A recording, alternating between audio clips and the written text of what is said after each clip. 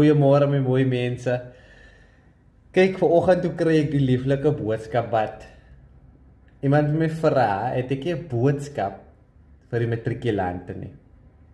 Ons almal weet die matrikulante het nou begin skryf, of van hulle het nou al begin skryf. En ek wil eintlik 'n storie vertel. Ek onthou die storie so kleer soos daglig. Ek is in my kamer met my neef wat daar is.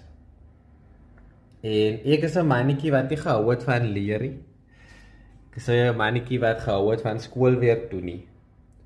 Because omdat dit vir my maklik gevoel het, het dit vir my gevoel, ek hoef nie te leer nie, want ek was slim. So, baie keer het ek swak gedoen, because jy moet leer. Daar is nie 'n shortcut om dit.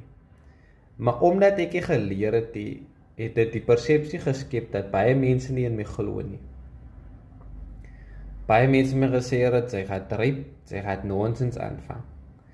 En wat my neef my gesê het is, hoekom doen sy dit? As sy leer, is sy om vir ander mense te bewys dat sy goed is, maar is om jouself te bewys.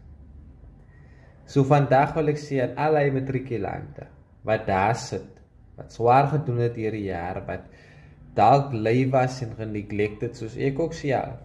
Dis jou geleentheid om vir jouself te bewys hoe goed jy kan doen en hoe goed jy regtig is. Baie kere kos dit net hy een oomblik om jou lewe te verander. En die kan jou oomblik wees om alles te verander. So moenie soos ek wees wat lui was om te leer nie. Wees beter nie vir anders om vir anders te bewys nie, maar om vir jouself te bewys hoe goed jy kan wees. Stuur die vir al die matrikulante my mooi mense en ek hoop hulle skryf goed en ek hoop dat julle ook 'n mooi dag het. Mooi bly my mooi mense.